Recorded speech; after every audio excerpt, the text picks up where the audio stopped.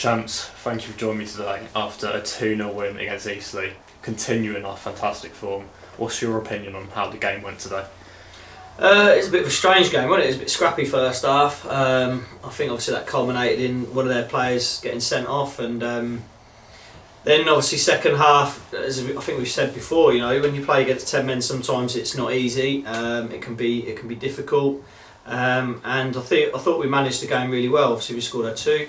And most importantly, I think it's another 3 points, like you say, to keep that run going. It wasn't the greatest sort of team performance in the world, but I think at this stage it's the 3 points that count, and we've got over the line again, and that's the summary, I suppose.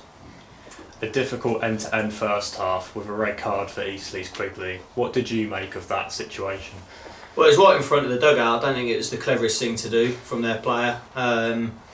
For me, it's an obvious red. There was more than just one bit of contact. As he was falling, there was 2 or 3, and then he was on the floor and he was sort of kicking out as well. So the referee, I think, made the right decision. That swings the game a little bit, doesn't it? Changes the game and the outlook of the game completely. So it was a definite red in my eyes, and obviously you could see from the reaction from our players and bench as well. We weren't too happy with it. Your side came out in the second half with a lot more confidence, especially being a man up and managed to score 2 goals. What would you say changed in the second half, and what was your message at half time? The message at half time was to move the ball quicker side to side and get the ball out wide, and make sure our wide players were as wide as possible, so that we could then create overloads in those wide areas, because we knew that they might narrow up a little bit, which they did. They went sort of a 4-3-2, and that was the plan. Get the ball out wide as quickly as you can, and then go and create overloads so we can get decent ball into the box.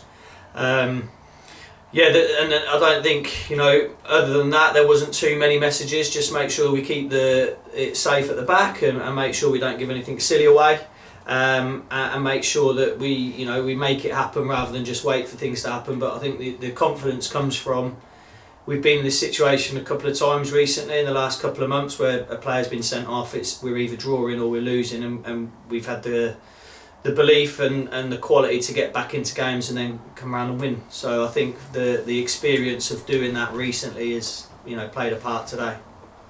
You mentioned just about not having any silly mistakes and staying strong defensively. 2 clean sheets now in a row. What does that mean to you and the club and everyone involved? Well, it means a £10 fine for me, but no, for the club it's obviously, and for the I think the back sort of 6, Jazz included in that, has been they've been brilliant without keeping clean sheets. I still feel like we've defended. We've been so good without the ball. Without keeping a clean sheet, so to do that twice in a row is testament to them, really, and it's something for them to sort of be proud of, I think, because as I say, they probably deserved that recently.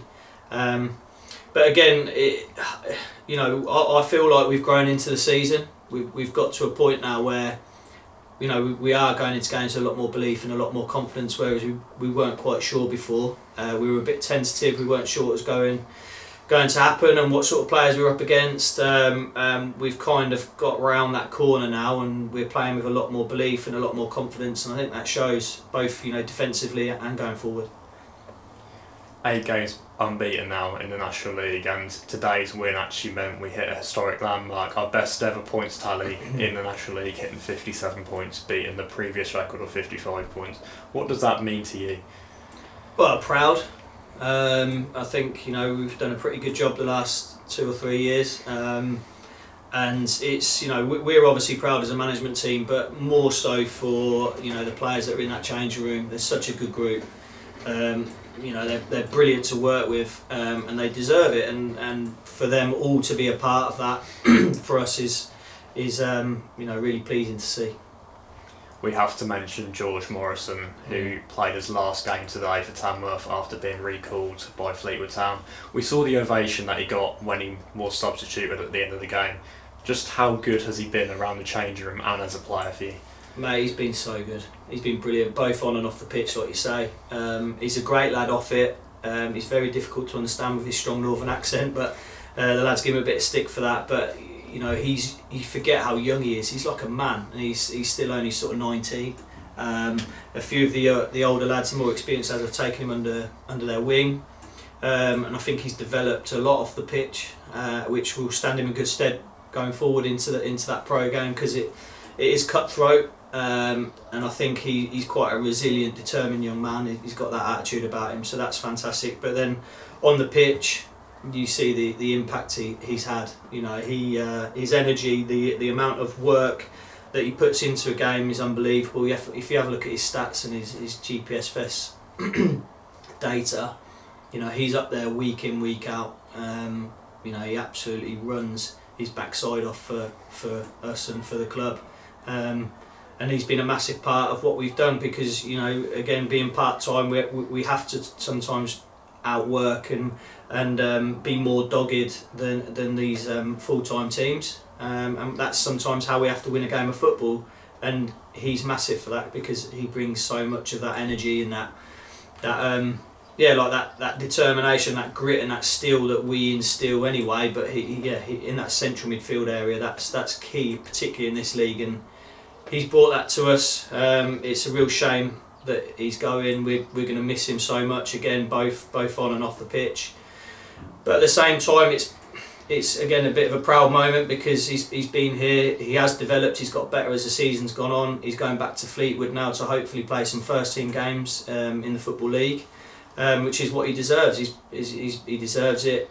He's been fantastic. It'll be really nice to watch from afar and see where he goes and how he develops from here. And finally, our next fixture, Maidenhead, next Saturday. What are your thoughts going into this fixture, one of our last away games of the season?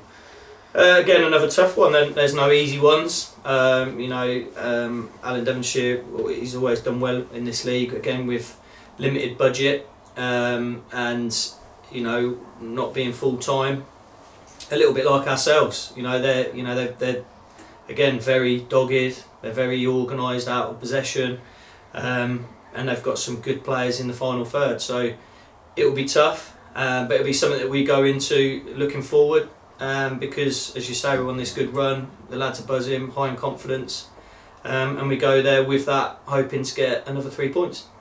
Champs, thank you for joining us this evening. Congratulations on the 3 points, and we'll speak to you next week. Cheers, thank you, mate.